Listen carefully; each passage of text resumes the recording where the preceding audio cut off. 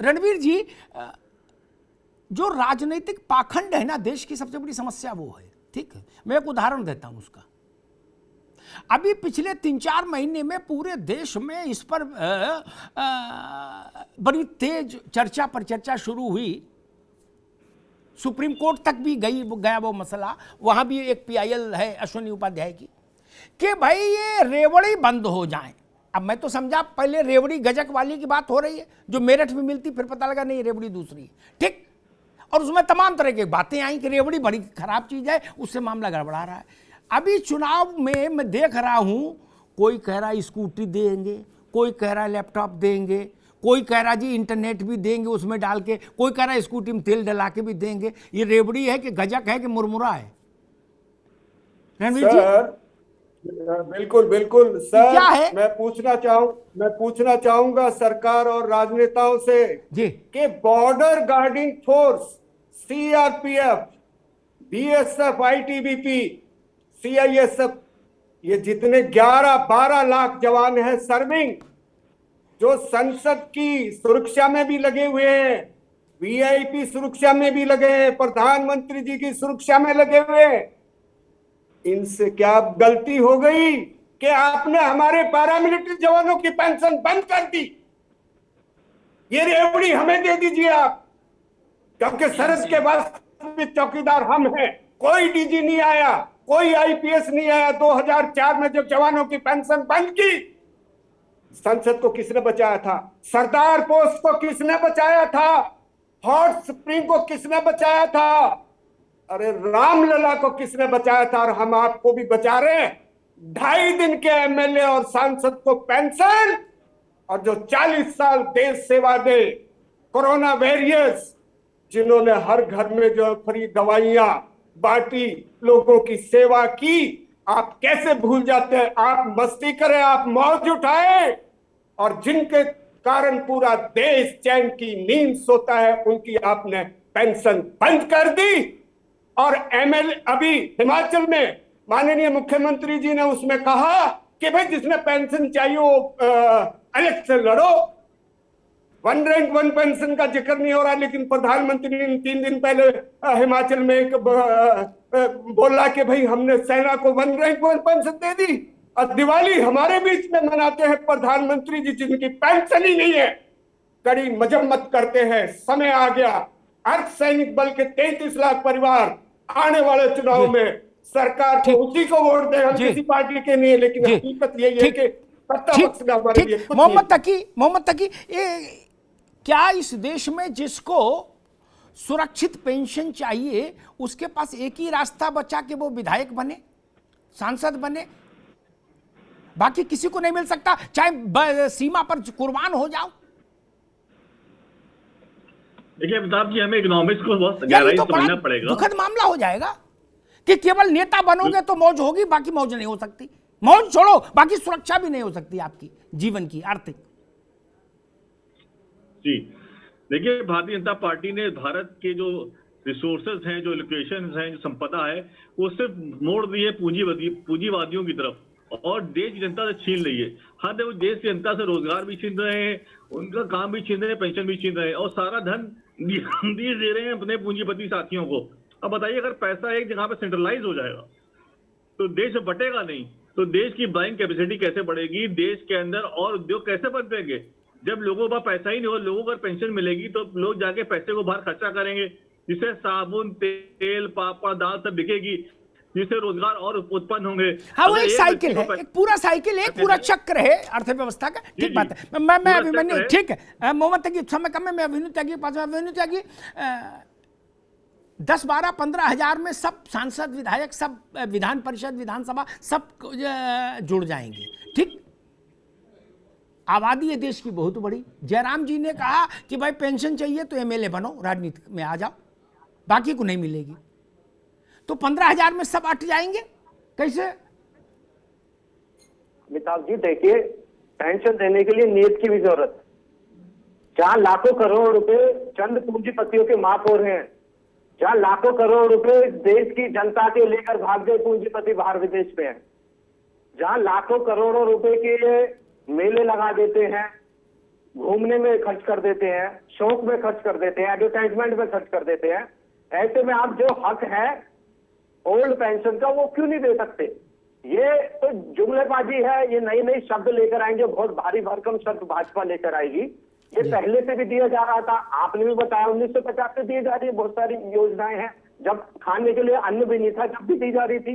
अगर किसी को हक मिल रहा है तो आप ऐसी क्यों बात कर रहे हैं कि हम नहीं दे सकते हैं?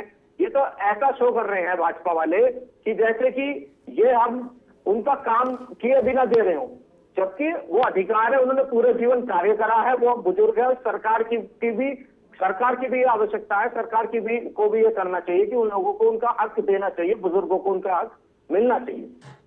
जी संजय जी, देश के अंदर सरकार को ये भी ध्यान रखना चाहिए कि सरकार किसी को कि जो जनमानस है उसकी सोच क्या कह रही है। ठीक, जब कोई देखता है कि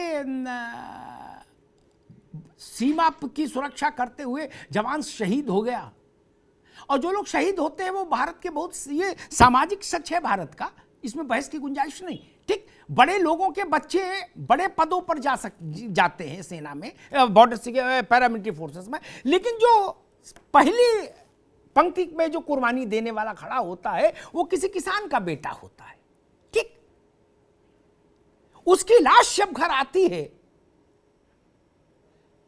या उसके वो वहां विचित्र दुर्दर्श परिस्थितियों में लड़ रहा है देश के लिए, उसके लिए हम इतना भी सुरक्षित नहीं कर सकते कि जब वो लौटकर वापस आए तो उसको और उसके परिवार को सुरक्षा हो कि भाई ठीक है, अब आपका जीवन सुरक्षित है, अब पति नहीं भी रहेगा तो पत्नी को पारिवारिक पेंशन मिलेगी। इसमें क्या समस्या है? कुछ समस्या है क्या? या देश में के पास इतने संसाधन अब नहीं है कि इसलिए ऐसा नहीं हो सकता? ये तो तर्क ठीक नहीं। बड़े बड़े काम हम कर रहे हैं, जो करने चाहिए वो भी कर रहे हैं, जो बहुत जरूरी नहीं वो भी हो ही रहे। संजय जी।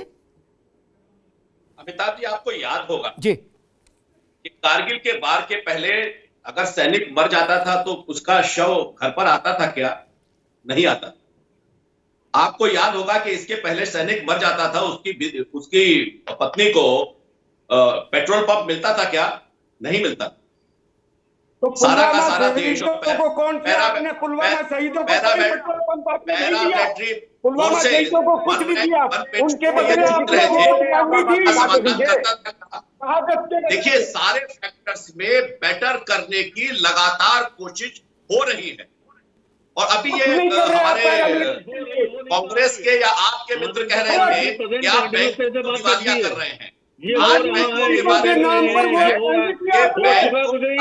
आम आदमी पार्टी कर चुकी है, पेंशन बहाल कर चुकी है, ये भी कर रहे हैं। गलत राय रखकर, और मुझे लगता है ये ठीक नहीं है। और मैं इस बात के साथ कहना चाहता हूँ कि किसी भी वेलफेयर सेना की बात करते हैं, अर्धसेना कहाँ जाएगी? योजनाओं का लाभ अपने कार्यक्रमों के लाभ से सारे के सारे नागरिकों को कुछ ना कुछ निश्चित रूप से दे। केवल एक पॉकेट को दे देना, दूसरे पॉकेट को इग्नोर कर देना।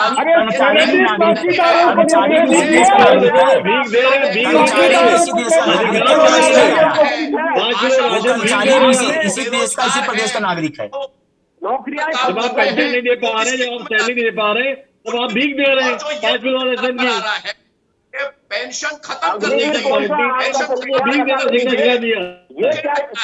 पेंशन के बारे में जो न्यू पेंशन स्कीम है उसके बारे में भी इनको कम से कम बताना चाहिए, और उसकी बेहतरी के लिए अगर इनके कोई सुझाव है तो आगे आना चाहिए। तो मैं समझता हूं कि इस तथ्य को गलत रखे कि पिछले 7-8 साल से लगातार बोला जा रहा है, कहा जा रहा है, प्रधानमंत्री को, मुख्यमंत्री को पत्र लिखा जा रहा है, और आप सुन नहीं रहे हैं। हम सब लगातार निवेदन कर रहे हैं, लगातार निवेदन कर रहे हैं।